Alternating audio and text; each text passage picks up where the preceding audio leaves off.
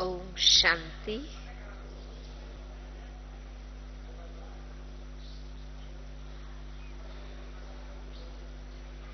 बाबा के प्यारे घर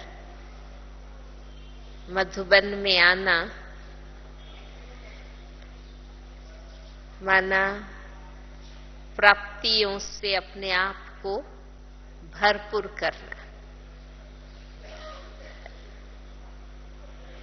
लौकिक नौकरी धंधा या घर कामकाज से हम फ्री होते हैं तो आराम से बाबा को याद कर सकते हैं, पढ़ाई कर सकते हैं और बाबा की ये पावन भूमि, तपोभूमि, वरदानी भूमि के वाइब्रेशंस की भी एक मदद रहती है। तो इस भूमि की शक्ति से भी हम ज्ञान और योग के अच्छे अनुभव कर सकते हैं। स्वयं भगवान से तो मिलन हमारा होता है, ये तो और कोई स्थान पर नहीं हो सकता। मधुबन की इस भूमि पर ही हम अव्यक्त बाप दादा से सन्मुख मुलाकात करते हैं और बाबा के ज्ञान की मूरत, ज्ञान स्वरूप हमारी दादियां और बड़े भाई बहनों से यहाँ मिलना होता है और देश विदेश के हमारा जो इतना बड़ा ईश्वरीय परिवार है, वो परिवार भी हमें यहाँ मिलता है। भल टीवी पर बाबा की मुरली हम सुनते हैं, लेकिन इस भूमि पर खुद आते हैं तो इतने सारे लाभ होते हैं। एक दो के चिंतन का लाभ, एक दो के अनुभव का लाभ। तो बहुत सुंदर आज का विषय है। प्यारे बाप दादा की अव्यक्त वाणी से ही ये लिया गया है। एक मति, एक नामी और इकोनॉमी। ये तो हम जानते हैं कि हम ये कहते भी रहे हैं कि अन्ते या मति सा एव गति। अंत समय मनुष्य की जैसी मति रहती है, मति माना बुद्धि, ऐसी उनकी गति होती है। और ये भी हम जानते हैं कि अंत में ऐसी ही बुद्धि रहेगी जैसी हमने जीवन भर रखी होंगी। जीवन भर जो बातें हमने याद की है, सोची है, चिंतन में लाई है, तो जीवन भर जो याद रहा वो ही अंत में याद आएगा। इसलिए अगर अपने अंत को सुधारना है तो जीवन को सुधारना है और जीवन भर हमारी मति, बुद्धि, विवेक सत्य रहे, शुद्ध रहे, श्रेष्ठ रहे, उसके लिए ही ज्ञान और योग का हम पुरुषार्थ करते हैं। है ना, दुनिया में भी लोग कहते हैं कि सारी दुनिया आज बुद्धि भ्रष्ट, कर्म भ्रष्ट, धर्म भ्रष्ट बन गई है। तो सबसे पहले बुद्धि भ्रष्ट होती है, बुद्धि बिगड़ती है, माना विवेक नष्ट होता है। फिर कर्म भ्रष्ट होता है, फिर जीवन की धारणाएं भी खत्म हो जाती है। इसलिए गीता में कहा है कि विवेक भ्रष्टानाम शतमुखे विनिपात, माना जिनका विवेक नष्ट हो जाता है वो हर प्रकार से पतन को प्राप्त होता है। इसलिए हम अपनी बुद्धि को संभालते हैं, चाहे ज्ञान का सब्जेक्ट है या योग का सब्जेक्ट है, क्योंकि ज्ञान भी हम बुद्धि से समझते हैं और योग भी बुद्धि से ही लगाते, बुद्धि योग बाबा से लगाते। इसलिए हमारी बुद्धि को हमें संभालना है। बाबा ने एक मुरली में कहा है कि जैसे एक छोटे बच्चे को संभालते हैं, कितना केयर करते हैं, इस प्रकार हमें अपनी बुद्धि को भी संभालना है। किसी के संग में आकर बुद्धि बिगड़ न जाए, इस बात का हमें ध्यान रखना है। इसलिए बाबा कहते हैं सत्संग तारे कुसंग डुबोए। अलौकिक जन्म लेते ही हमें सबसे पहली गिफ्ट जो बाबा से प्राप्त होती है वो दिव्य बुद्धि की गिफ्ट है, सद्विवेक प्राप्त होता है, ईश्वरीय विवेक प्राप्त होता है, दिव्य बुद्धि, सही बुद्धि हमें बाबा से प्राप्त होती। जिस दिव्य बुद्धि के आधार से ही हम कदम कदम पर निर्णय लेते हैं, है ना। इंसान को कदम कदम पर निर्णय लेना होता है कि ये राइट है या रॉन्ग है, क्या करना है, क्या नहीं करना है। कदम कदम पर हमें निर्णय करना होता है। इसलिए अगर हमारी बुद्धि सत्य होंगी, शुद्ध होंगी, दिव्य होंगी, तो हम सही निर्णय कर सकेंगे और जो निर्णय हम लेते हैं उस अनुसार कर्म करते हैं और कर्म का फल भोगने के लिए हम जवाबदार हो जाते हैं।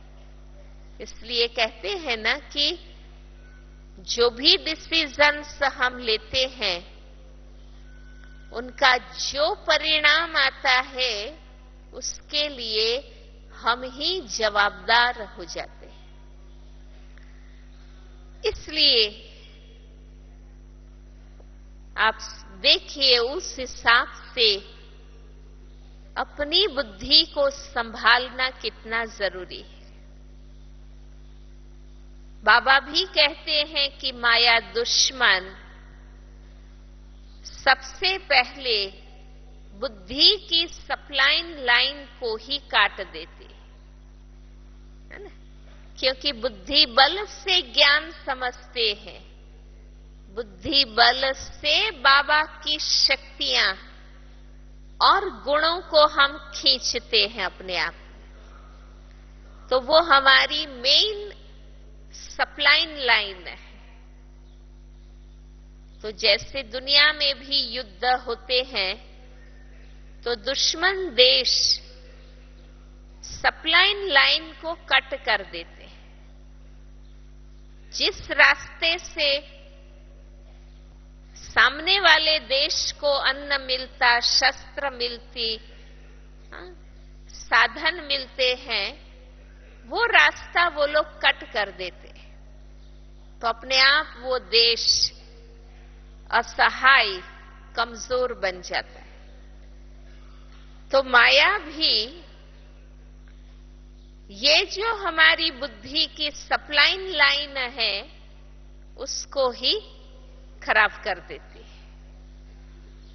इसलिए बाबा कहते हैं कि अन्न दोष, संग दोष, वातावरण दोष,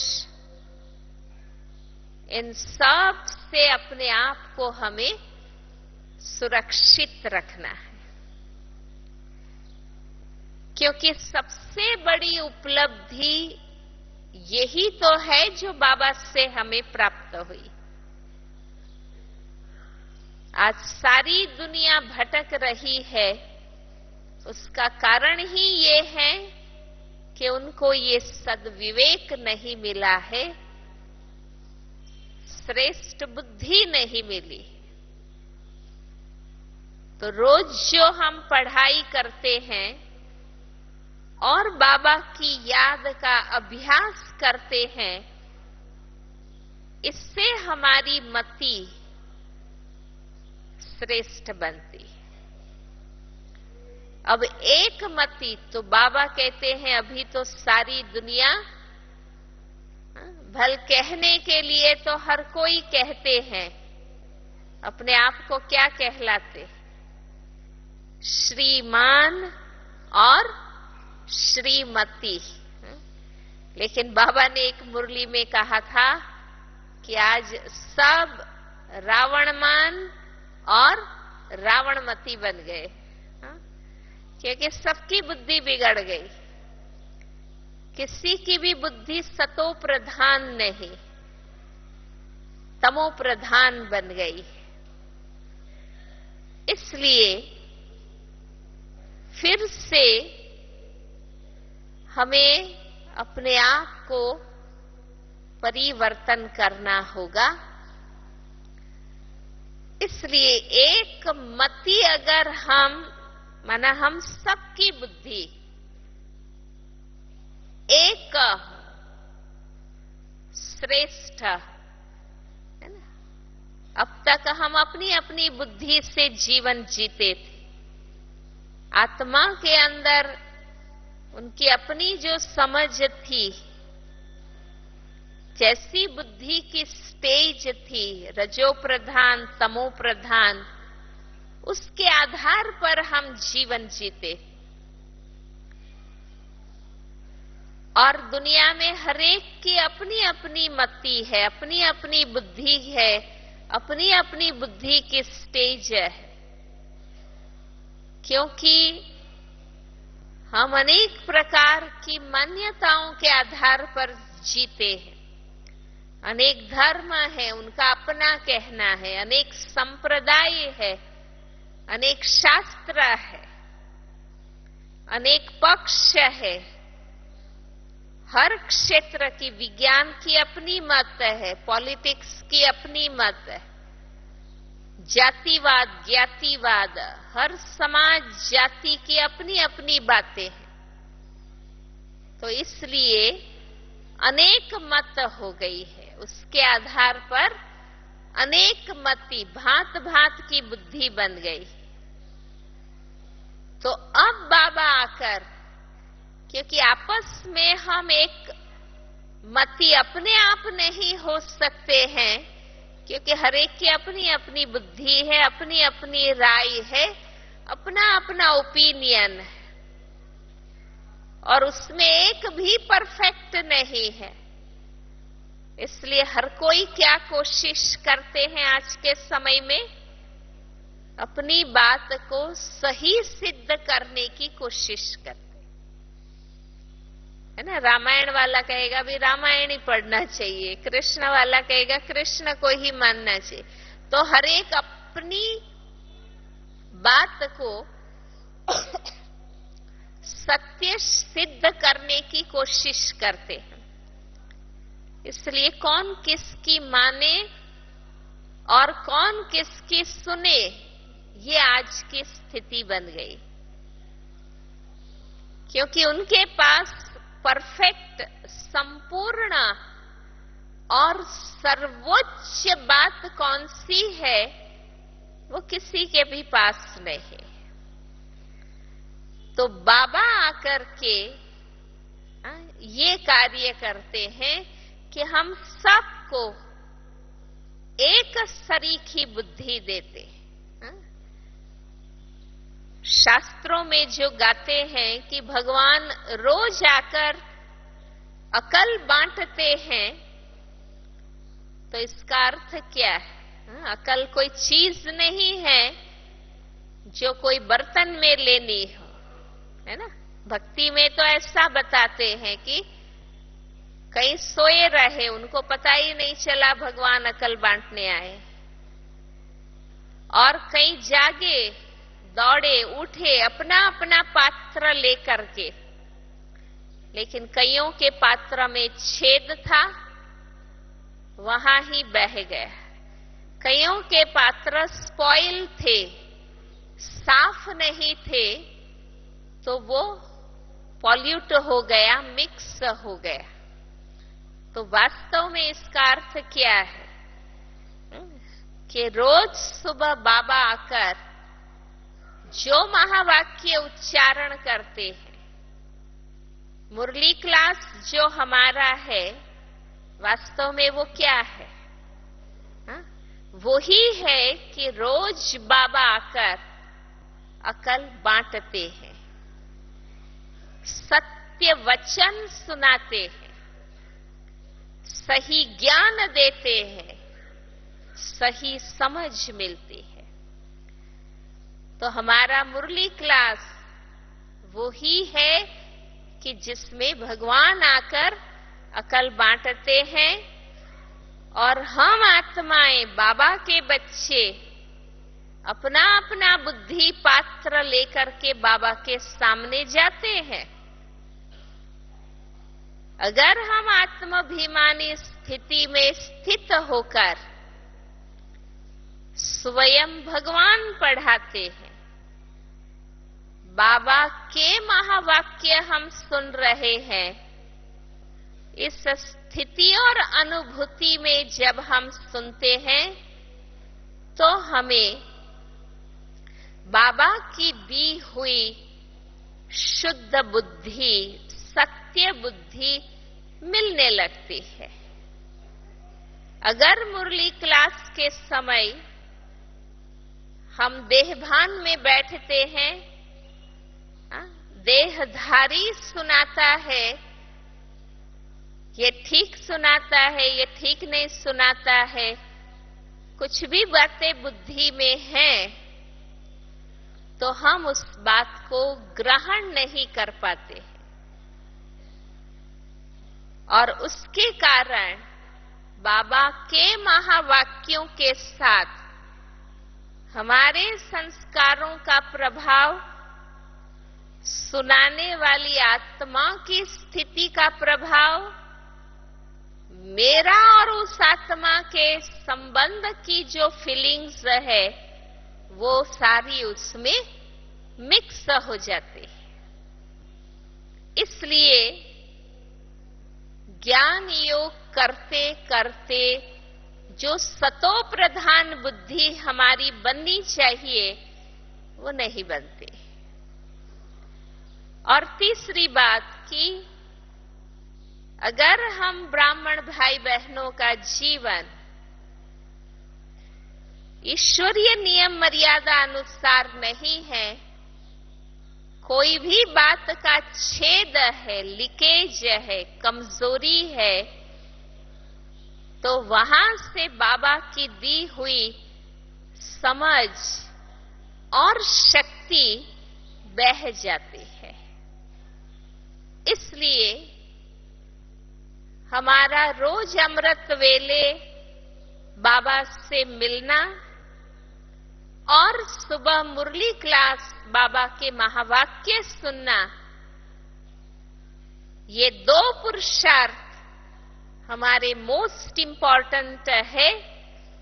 अगर वो हमारे जितने सही होंगे उतना हम अपनी बुद्धि को शुद्ध बनाते जाएंगे।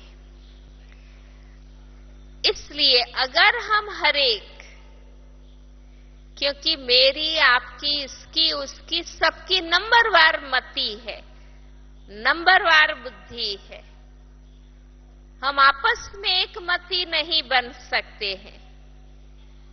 लेकिन अगर हम इंडिविजुअल हरेक ये लक्ष्य रखें कि मुझे अपना विवेक बाबा से वेरीफाई करना है, मुझे बाबा की दी हुई श्रीमत से के अनुसार अपनी समझ और निर्णय लेने हैं, तो हम अपने आप को सदा बाबा से मैच करें, बाबा से वेरीफाई करें, तो अपने आप रिजल्ट आएगा कि हम कितनी भी आत्माओं के साथ रहेंगे, चलेंगे, पढ़ेंगे, सेवा करेंगे, लेकिन हम हरेक आपस में मिल सकेंगे, एक मत हो सकेंगे, एक रस हो सकेंगे। इसलिए लोग ये अनुभव करें कि इस ब्रह्मा कुमारी विद्यालय के किसी भी सेंटर में हम जाते हैं, दुनिया के किसी भी कोने में, देश में या विदेश में, कोई भी सेंटर में जाते हैं, वहां एक सरीखी बात बताई जाती है, एक सरीखा उनका अनुशासन है, एक सरीखी उनका वर्क कल्चर है, कार्य पद्धति है, ये वो अनुभव कर सकेंगे। क्योंकि न हमें अपना जीवन अपनी बुद्धि से चलाना है, न हमें अपना सेंटर अपनी मनमर्जी से चलाना है, न हमारे आपसी संबंध या सेवा कार्य को अपनी अपनी मत अनुसार नहीं चलाना है। हम सबका लक्ष्य स्पष्ट है कि मुझे मेरा जीवन, सेंटर, बाबा का परिवार और सेवा कार्य, ये सब कुछ मुझे श्रीमत अनुसार चलाना। तो अपने आप ये रिजल्ट हमारा आता जाएगा और ये प्रभाव निकलेगा, क्योंकि अनुभव के आधार पर प्रभाव निकलेगा ना।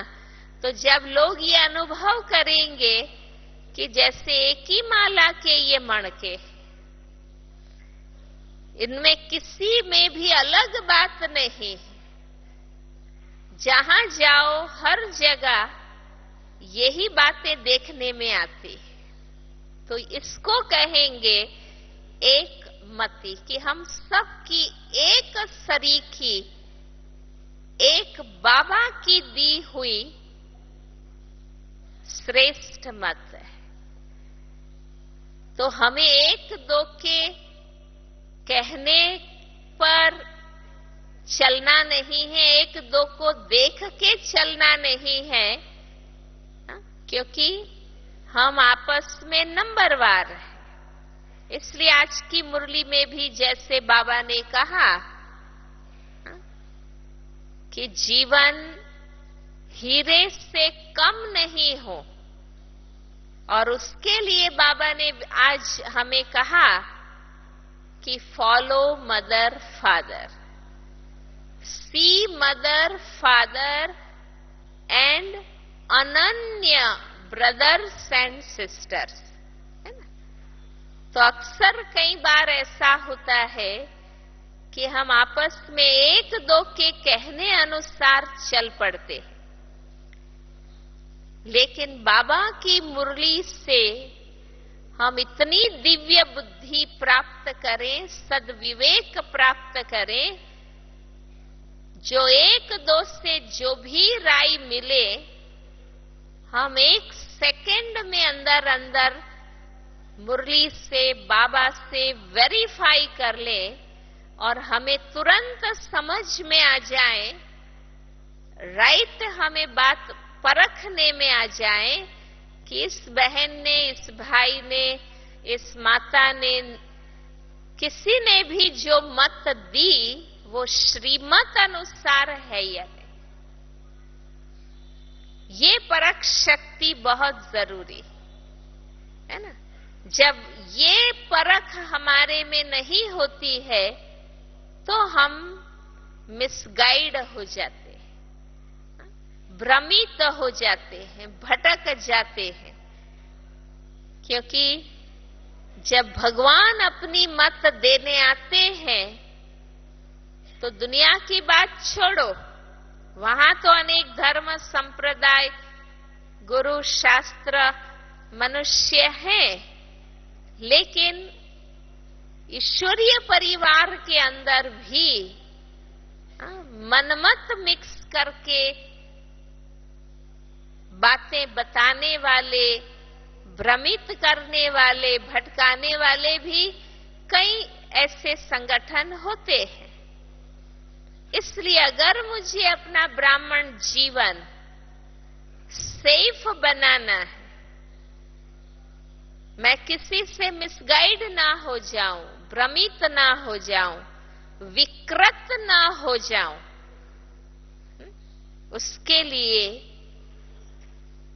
हमारा योग, बुद्धि योग बहुत ही शुद्ध चाहिए और मुरली का पठन, पाठन, अध्ययन बहुत गहरा होना चाहिए।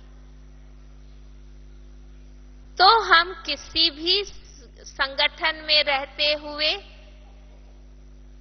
हम अपने आप को सेफ रख सकते हैं, हमारी अपनी मति भी शुद्ध रहेगी और हम सबके साथ श्रीमत के अनुसार जो मैचिंग हो सकता है वो हम कर सकेंगे और एक मति, शुद्ध मति, श्रेष्ठ मति हम बना सकेंगे, है ना। तो जैसे बाबा ने कहा था कि दादियां हरेक की अपनी अपनी पर्सनालिटी है ना। आप अनुभव करते हैं कि हर दादी की अपनी विशेषता है, लेकिन फिर भी संस्कार मिलाने का, मति मिलाने का लक्ष्य रहा तो कैसे आदि से लेकर अब तक हमारी दादियों ने संगठित होकर, एक मत होकर बाबा के कार्य को संभाला और इतना विशाल बनाया। तो इस प्रकार अब हम सबकी ये जिम्मेवारी है कि हम हरेक अपनी अपनी बुद्धि को, समझ को, विवेक को बाबा से मिलाएं तो ऑटोमेटिक हम आपस में मिलके चल सकेंगे, हमारा संगठन हम मजबूत बना सकेंगे और जो बुद्धि के अभिमान के कारण हम एक दो का कहना नहीं मानते या सुनते नहीं या मिलके नहीं चलते, वो प्रॉब्लम उत्पन्न नहीं होंगे, है ना। हमें सिर्फ इतना ही देखना है ना। निमित्त बहन कहे साथी भाई बहनें कहे, हमारे बड़े कहें, हमें सिर्फ इतना ही उसमें चेक करना है कि ये श्रीमत के अनुसार है, तो बस वो हमें स्वीकार कर लेना है। इसमें हमें बीच में अपना अभिमान नहीं लाना है कि ये कौन कहने वाले हैं, मैं क्यों इनका सुनूं, मैं तो इनसे पुराना हूं। ये सब बातें जो बुद्धि के अभिमान के रूप में आती है और हमें संगठित नहीं होने देती है, वो प्रॉब्लम हमारे खत्म हो जाएंगे। तो एक मति बनने के लिए हमें श्रीमती बनना पड़ेगा। श्रेष्ठ मति हमें अपनी बनानी होगी, है ना। मैं कहूं ऐसे सब करे तो ये गलत हो गया ना, क्योंकि मेरी मत परफेक्ट नहीं भी हो सकती है, सत्य नहीं भी हो सकती है ना?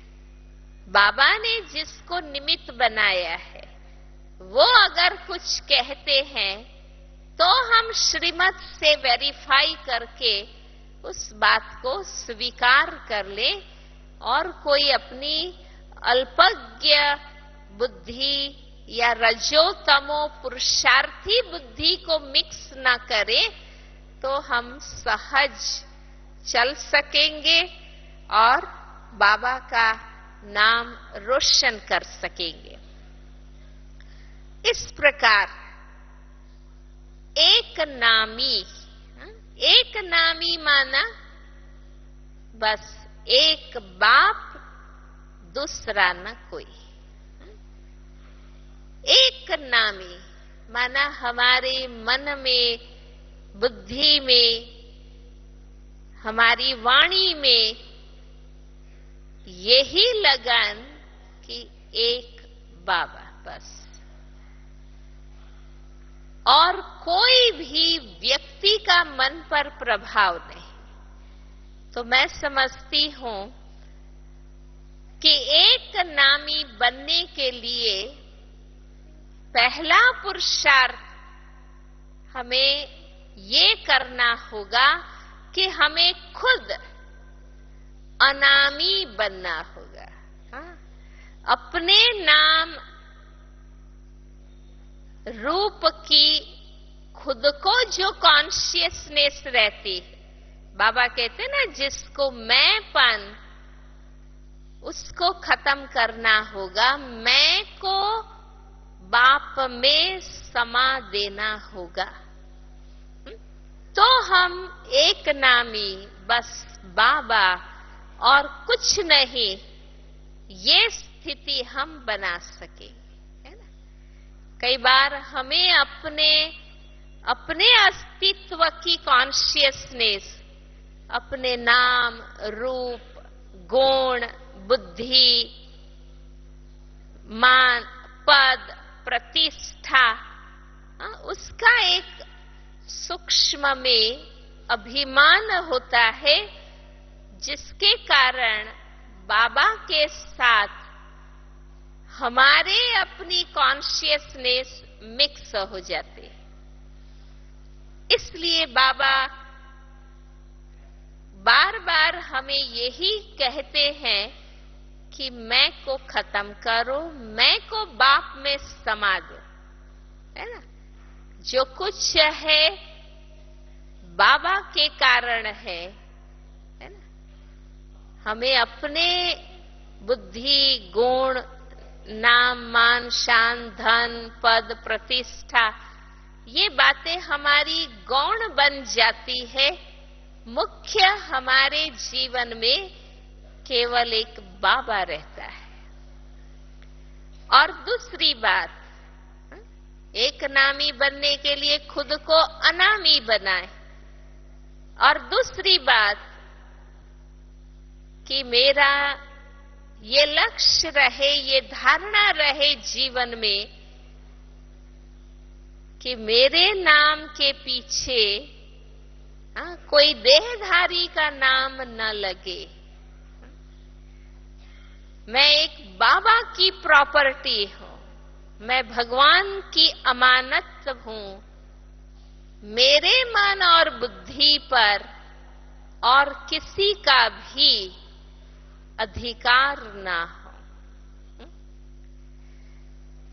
ऐसा हमें अपने आप को सर्व आत्माओं के संबंध में रहते हुए, साथ में पुरुषार्थ पढ़ाई करते हुए, सेवा करते हुए भी अपने को इतना न्यारा, अनासक्त बनाना होगा जो मेरे नाम के पीछे कोई देहधारी का नाम न लगे। जिसको बाबा कहते हैं ना कि खुद के नाम रूप को तो भूलना ही है, लेकिन किसी के नाम रूप में भी न आकर्षित होना है, न हमें फंसना है। ये धारणा हमारे जीवन की रहे कि कैसी भी परिस्थिति हो, है ना। अक्सर जब सब कुछ ठीक होता है तब तो एक बाबा याद रहता है और किसी के तरफ हमारा झुकाव नहीं होता है। पर विघ्न आते हैं, बातें आती है, परिस्थितियां आती है, उस समय भी वो कुछ क्षण ही होता है। वो पेपर लंबे समय नहीं चलते हैं, थोड़ा समय ही चलता है, लेकिन उन क्षणों में अपने आप को हमें संभाल लेना है ना। बाबा कहते हैं ना, कोई देहधारी की याद आना माना भूतों की याद आना है। इसलिए मुझे मन की बातें बाबा से करनी है, न कि व्यक्तिगत संबंध जहां मेरे हैं, चाहे लौकिक, चाहे फ्रेंडशिप, चाहे खास किसी के साथ है, वो कोई मुझे याद नहीं आना चाहिए। हाँ, ये अलग बात है कि हम दादियों से, बड़ों से, निमित्त आत्माओं से हम मार्गदर्शन के हिसाब से मन की बात करें, लेकिन वो मार्गदर्शन लेने के हिसाब से होता है। पर मेरा मन किसी को ढूंढता रहे, किसी से सहारा पाना चाहे, किसी को आधार बनाने के लिए भटकता रहे, तो वो गलत है। तो ये हम ध्यान रखें कि वो क्षण जीवन के जो होते हैं, परीक्षा और विघ्नों के, वो ही तो समय है जब मुझे बाबा के ज्ञान योग को अप्लाई करके, उसका उपयोग और प्रयोग करके अपनी लगन को सच्ची लगन साबित करना है, प्रूव करना है ना। अक्सर हम उन क्षणों में हिल जाते हैं, उस समय ज्ञान योग का उपयोग और प्रयोग करने के बजाय जो सहज उपलब्ध है, उन आत्माओं का आधार ले लेते हैं, उनके ऋणानुबंध में आ जाते हैं, उनसे हिसाब किताब बना बैठते हैं, तो हमारा योग भी खत्म हो जाता है और हमारा जो बाबा से वायदा है इस अलौकिक जन्म लेने के साथ कि मेरा तो एक, दूसरा न कोई, ये वायदा हमारा फिर टूटने लगता है।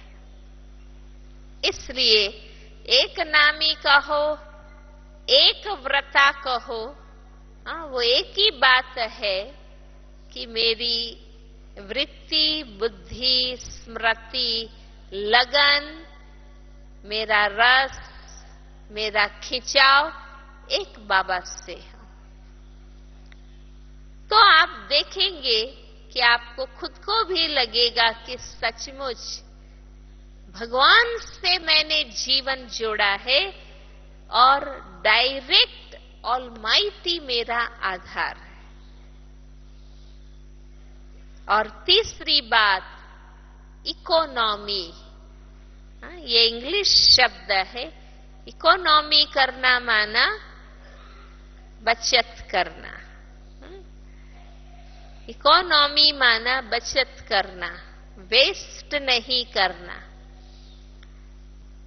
तो अंडरस्टूड है कि जब हम एक मत पर चलते हैं, एक नामी बनते हैं, तो हमारी सूक्ष्म या स्थूल एनर्जी या संपत्ति हमारी वेस्ट नहीं होती है।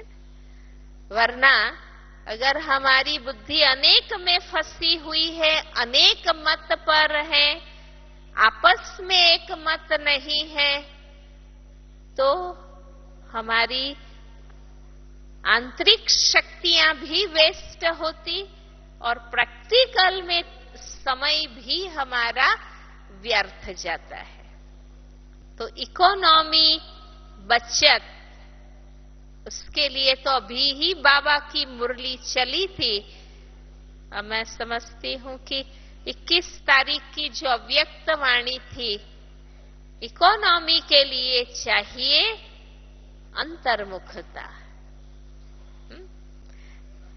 हमारे आध्यात्मिक जीवन में अंतर्मुखता, क्योंकि आध्यात्मिकता का संबंध अंतर्मुखता से है।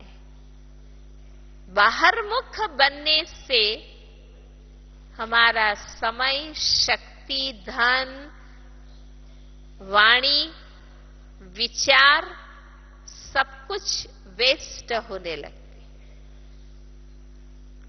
क्योंकि हमारा प्रथम लेसन ही आत्माभिमानी बनने का है।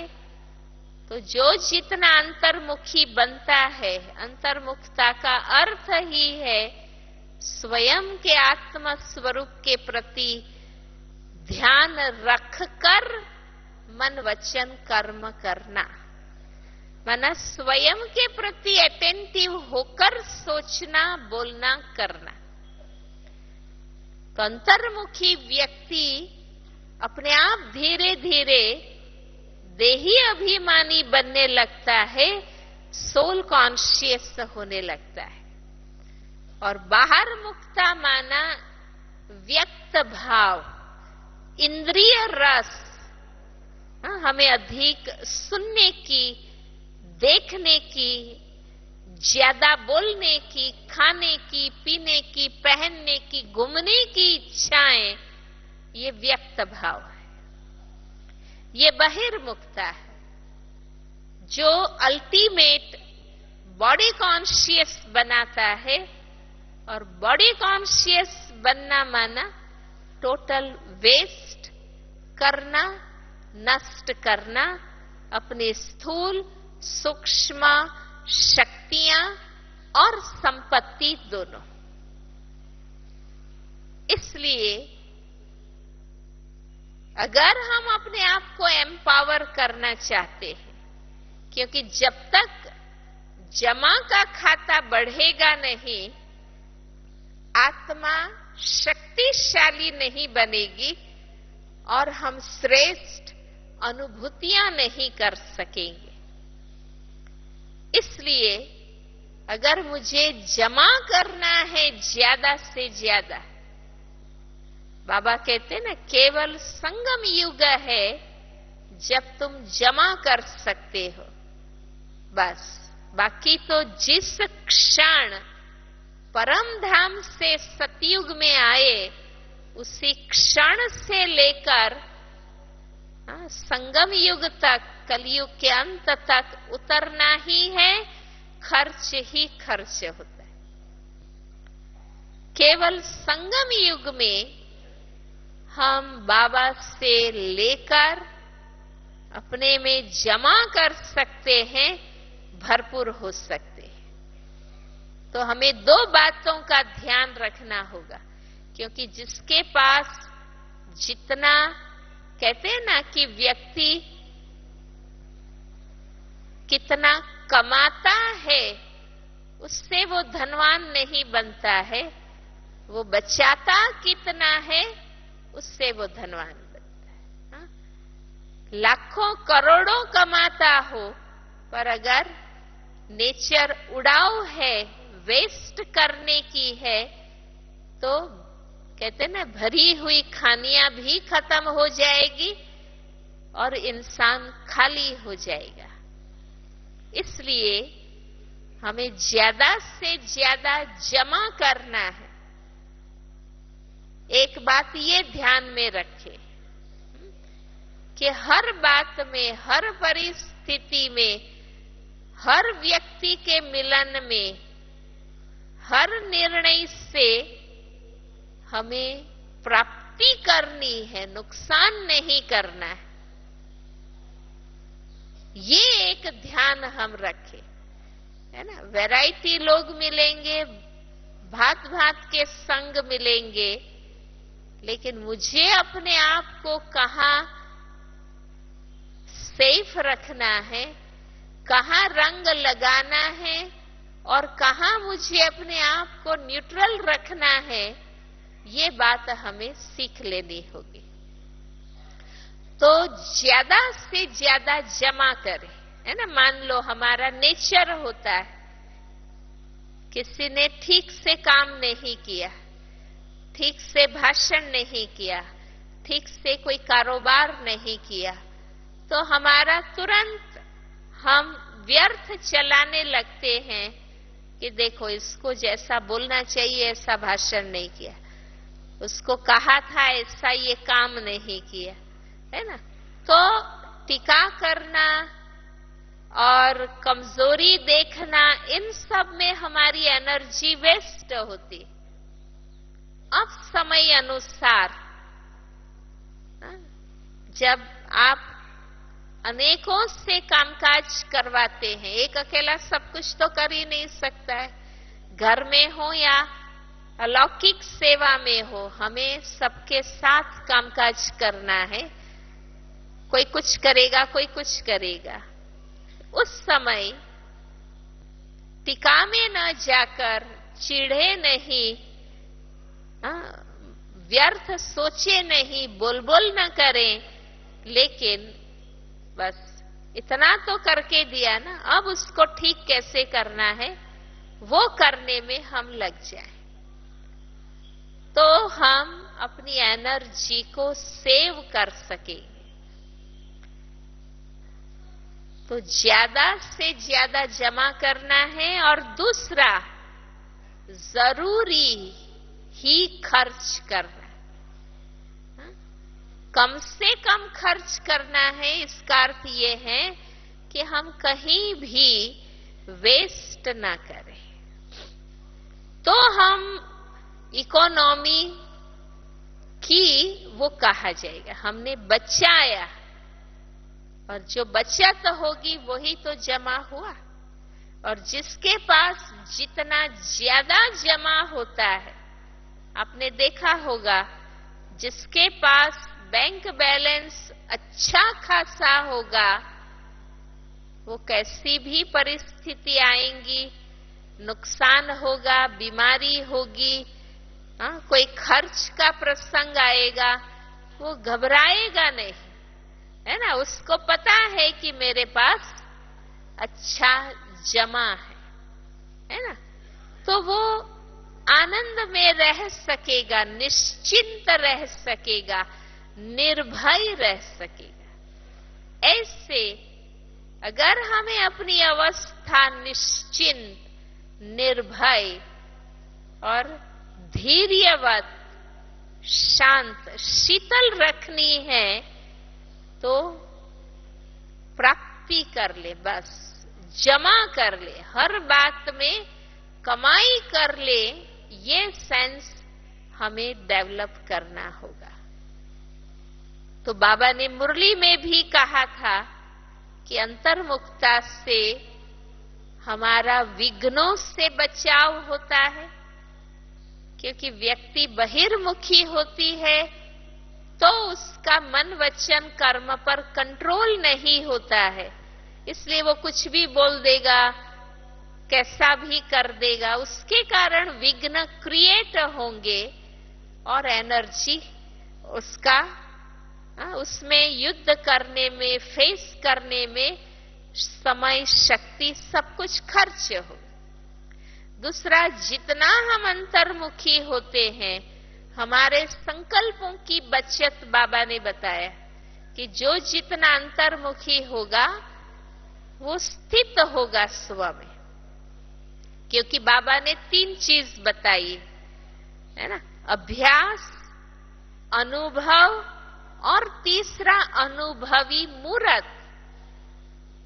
तो एक है अभ्यास करना जो हम सब कर रहे, दूसरा है अनुभव करना, वो भी हमें बहुत बार बहुत सुंदर, अच्छे, ऊंचे, अलौकिक अनुभव होते हैं, लेकिन अब बाबा चाहते हैं कि अनुभवी मूर्त हमारा वो स्वरूप बन जाए, वो अनुभव की स्थिति में ही हम सदा रहे। जैसे एक मंदिर की मूर्त, सामने वाला भगत कोई भी हो, ठगत है, सच्चा है, नया है, बनावटी है, अभ्यासी है, कुछ भी है, उनकी मूर्त एक रस रहती है।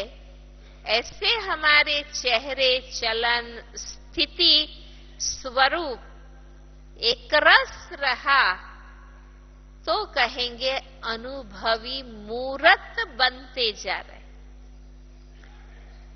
अभ्यास अलग चीज है, अनुभव प्राइमरी स्टेज है, अनुभवी मूर्त बनना वो मैच्योर स्टेज है।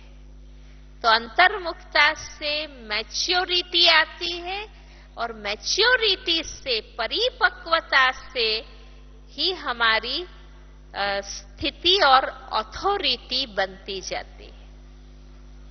तो जो बाबा ने इस सीजन की एक मुरली में हम सबको होमवर्क दिया कि चारों सब्जेक्ट के उसमें हम अनुभव की अथॉरिटी बन जाए। इसका मतलब सरल शब्दों में यही है कि हम सच्चे, पक्के, प्रैक्टिकल में ब्राह्मण बन जाएं।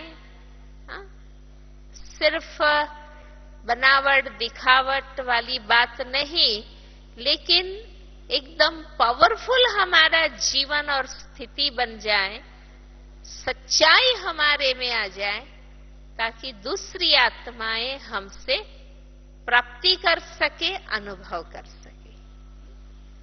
तो हम जो भी भाई बहने हैं, बाबा के बच्चे, बाबा हर बार हमें कहते हैं, जब हम सुनते हैं बहुत फील होता है।